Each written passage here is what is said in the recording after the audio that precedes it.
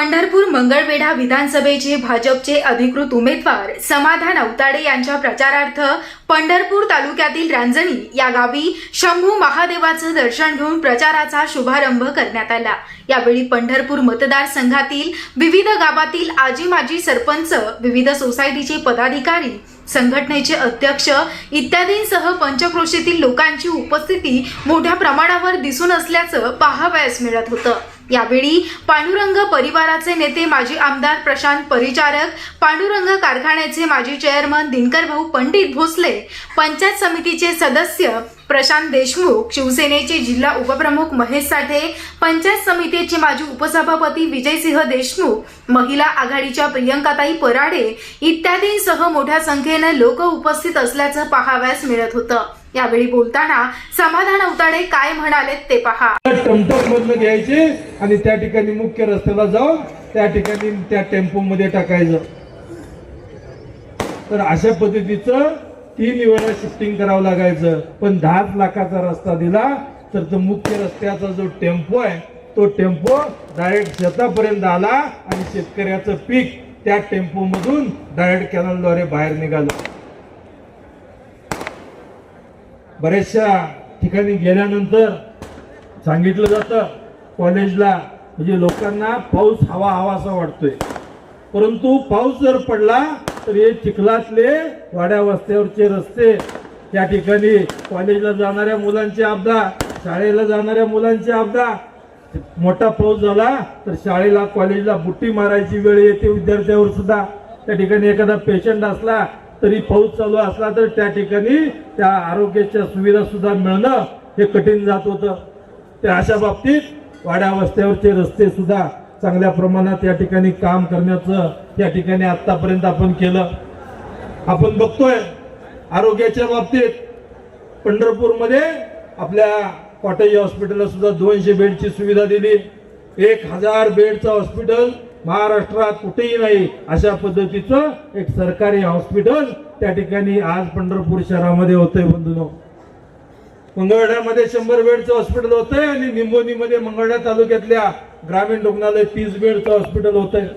आरोग्याच्या बाबतीत सुविधा होते, रस्ते होते, वीज होते, पाणी होते आणि प्रामुख्याने रोजगाराचा प्रश्न आपल्या पंढरपूर तालुक्यामध्ये MIDCचा पहिला टप्पा पूर्ण होऊन त्या निमित्तानं आज MIDC पूर्ण होते आणि जे बेरोजगार युवक आहेत या ठिकाणी जे नवीन पिढी तयार होते याकरता सुद्धा त्यांच्या हाताला काम देण्याचं आणि त्या युवकांना त्या ठिकाणी उद्योजक होण्याची संधी आज या ठिकाणी आपल्याच तालुक्यामध्ये होते। हा खूप मोठा आनंद आहे। खरं म्हणजे अनेक गोष्टी होत असताना पंढरपूर शहरामधल्या सुद्धा बरेचसे रस्ते, वीज, त्या ठिकाणी ड्रेनेज लाईन, पिण्याचे पाणी यासाठी सुद्धा शेकडो कोटीचा निधी येऊन या ठिकाणी अनेक लोकांना दिलासा देण्याचं काम होतंय। शिवाय वारकऱ्यासाठी सुद्धा स्कायवॉक असेल, दर्शन मंडप असेल, अनेक सुविधा या निमित्तानं आज आपण करतोय आणि नक्कीच या पुढच्या कालावधीत सुद्धा आज एवढा 3000 कोटीपेक्षा जास्त आपण अल्पावधीतच निधी आणलेला आहे। हा 2.5 ते 3 वर्षात जर 3000 कोटीपेक्षा जास्त निधी येत असेल तर मला सांगा आपल्याला जर पुढची 5 वर्षे मिळाली तर आपल्याला किती निधी येईल? किती येईल निधी? 10,000 कोटी। आता ही झालं एका आमदाराचं आणि 2 आमदार झाल्यानंतर या मतदारसंघामध्ये त्या ठिकाणी विकास कामं पुढच्या वर्षी एकाही गावातलं त्या ठिकाणी शिल्लक राहणार नाही या सगळ्यांना मी आश्वस्त करतो आणि आपण सर्वांना विनंती करतो। आता बराचसा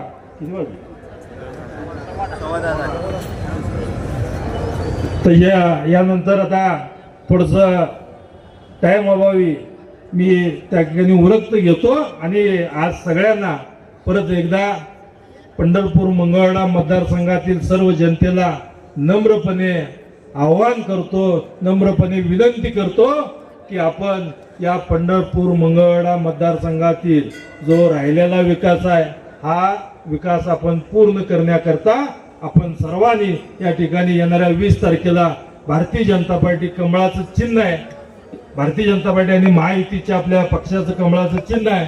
आपण येणाऱ्या 20 तारखेला कमळाच्या चिन्हासमोरील बटन दाबून भरघोस मताने निवडून द्यावं ही सगळ्यांना विनंती करतो आणि थांबतो. आणि यानंतर प्रशांत मालक परिचारक साहेबांना विनंती करतो त्यांनी संबोधित व्हावं. कसं आहे ना, राजकारणात अनेक नूर आहेत, पण इथं सोलापूर जिल्ह्याचं एकच कोहिनूर म्हणते आदरणीय प्रशांत मालक. विकासाचा वेग आम्ही मालकांमध्ये पाहतोय आणि आमचा विठ्ठल पंढरपुरामध्ये राहतोय.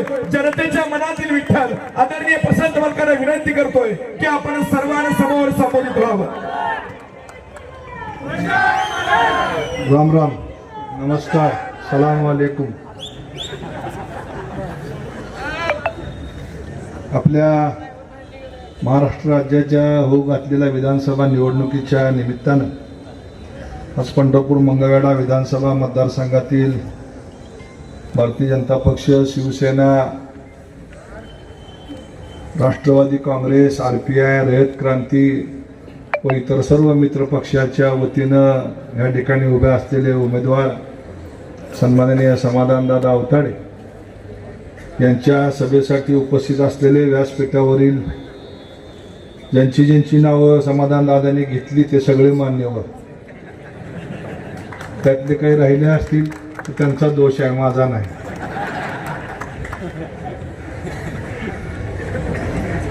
आवर्जून उपस्थित असलेले शिरडोन, कवठळी, वाकरी, गादेगाव, कोर्टी, उंबरगाव, भवाळी, खर्डी, शेटपळ, तनाळी, तावशी, एकलासपूर, सिद्धेवाडी, तरडगाव, चिचुंब, केपतगाव, शिरगाव, रांजणी, मुंडेवाडी, गोपाळपूर, आनवली या सगळ्या गावातील प्रमुख पदाधिकारी, कार्यकर्ते, रांजणीमधले सर्व आमचे दांडगे, ढोले, शिंदे, राजोपाध्ये, भोताडे, घोडके, भंडारे, भाकरे, अवताडे, पंडित, कोण राहुनी म्हणून सगळ्याची आडनाव फक्त घेतो. गांडोळे, सुरवसे, मोरे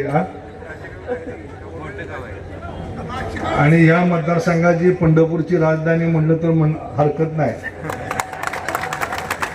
विजयदादा, बाळासाहेब, संतोष भाऊ, दोन्ही हरिभाऊ, प्रशांत भैया नेतृत्वाखाली आले, शब्बीर भाई, सगळ्या काशे गावातील सगळे आमचे तरुण सहकारी. कोण राहिले का अजून?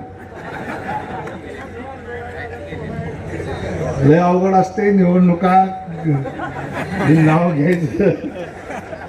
उमेदवाराच्या तर अंगावर काटा येतो. 3000 कोटीची कामं सांगणं सोपं आहे, पण एखाद्या नाव राहिले की दाखवतो म्हणते संध्याकाळी. त्यामुळे उपस्थित सर्व मान्यवर, वडीलधारी मंडळी, माता भगिनी, तरुण सहकारी मित्र, पत्रकार बंधू, तुमची आता सध्या बातमीत वगैरे मध्ये आमची नावं घालतात. मित्रांनो, वेळ बराच झालेला आहे आणि एका पक्षाची पुन्हा अजून एक सभा या ठिकाणी आहे. त्यामुळे वेळेचं बंधन असल्यामुळे मी काय फार वेळ घेणार नाही, परंतु आपल्या सगळ्यांना माहीत आहे की 2014 आणि 2019 या 2 निवडणुका आम्ही समाधानाला एकमेकाच्या विरोधात लढलो. 2021च्या निवडणुकीमध्ये भारतीय जनता पक्षाच्या वतीनं त्या पोटनिवडणुकीमध्ये आपण सगळ्यांनी समाधानदादांना समर्थन देऊन या ठिकाणी आमदार करण्याचं काम केलं.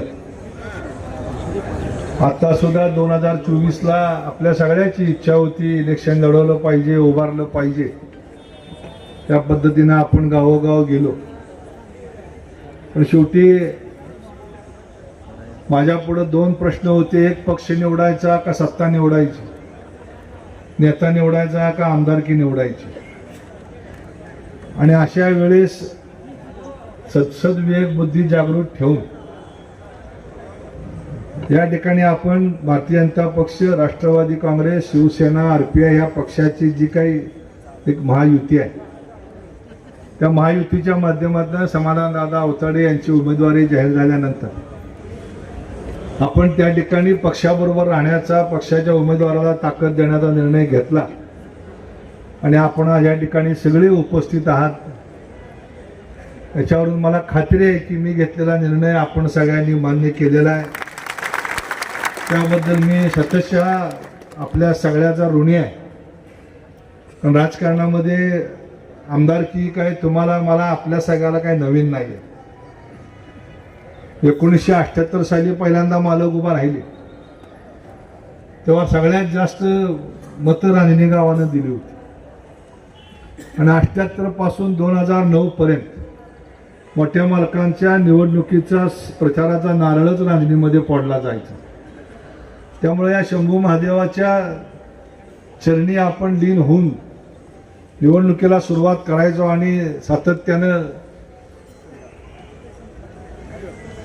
1980 साली तात्यासाहेब डिंगरेंची निवडणूक असेल, त्याच्यानंतर मोठ्या मालकांच्या 5 निवडणुका असतील. सातत्यानं 30 वर्ष आपल्या सगळ्याचं लोकप्रतिनिधित्व करण्याचं काम स्वर्गीय मोठ्या मालकांनी केलं.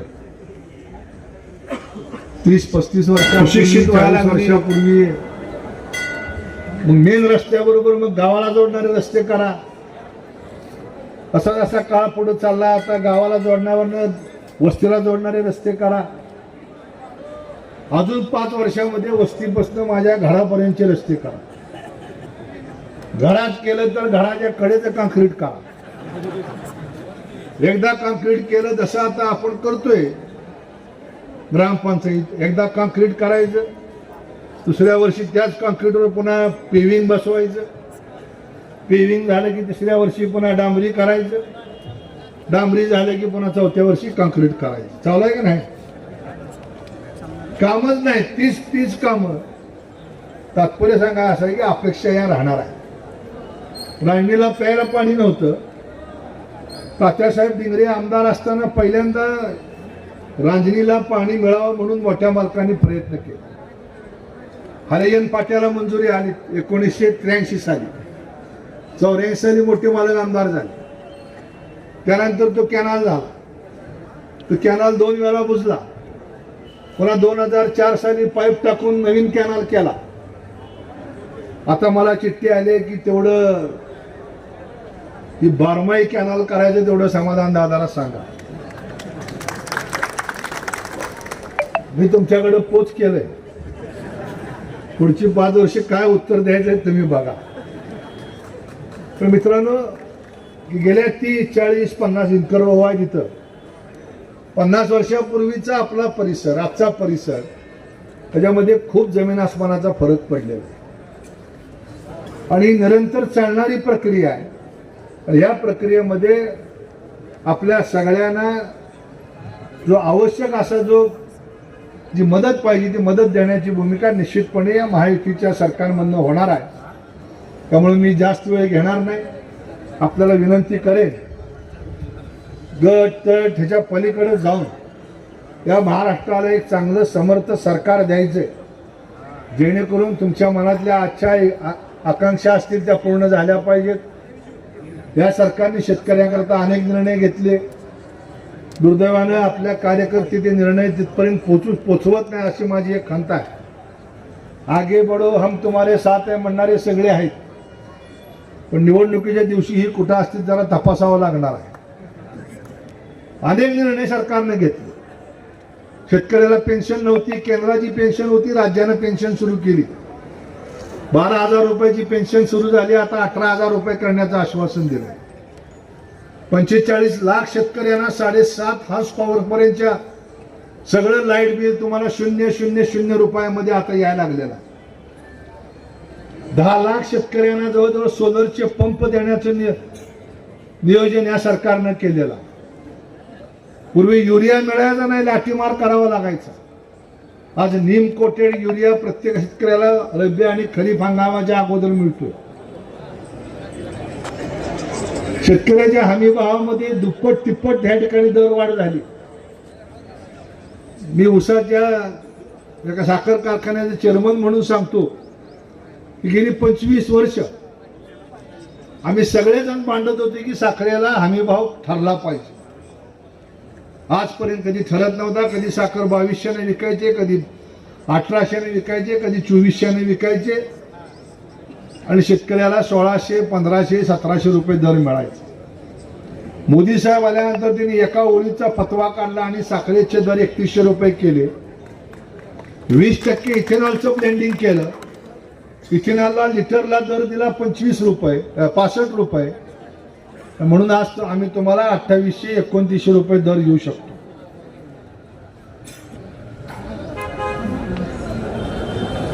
$3 लाखापर्यंत सोसायटीचं कर्ज 0% व्याजानं दिलं जातं. ही जर तुम्ही दुसऱ्या बँकेतनं कर्ज गेलं तर लाखाला 12,000 रुपये व्याज आहे. 36,000 रुपये जवळजवळ कर्जाचं व्याज हे तुम्हाला माफ नाही, सरकार तुमच्या वतीनं बँकेला देत आहे. आणि आता तर आम्ही सगळ्याची मागणी आहे. मागच्या आमच्या पक्षाच्या बैठकीमध्ये मागणी केली देवेंद्रजींकडं, एकदा दोनदा कर्जमाफी झाली, आता तिसऱ्यांदा कर्जमाफी करून टाका. आणि मला वाटतं की कालच त्यांनी कुठेतरी घोषणा केली आहे औरंगाबादला की सरकार आल्यानंतर शेतकऱ्याचं कर्ज सुद्धा माफ केलं जाईल. म्हणजे अशा पद्धतीनं शेतकऱ्याकरता काम करणारं सरकार, महिलांसाठी काम करणारं सरकार. महिलांच्या बाबतीत तर फक्त तुम्ही मुलीला जन्म द्यायचा आहे, जन्मलेल्या दिवसापासून त्या मुलीच्या त्या स्त्रीच्या शेवटच्या दिवसापर्यंतची तरतूद सरकारने केलेली आहे. जन्मला की तिच्या खात्यावर पैसे आहेत, शाळेत गेले शिक्षणाचा खर्च सरकार करणार आहे, संज्ञान झाली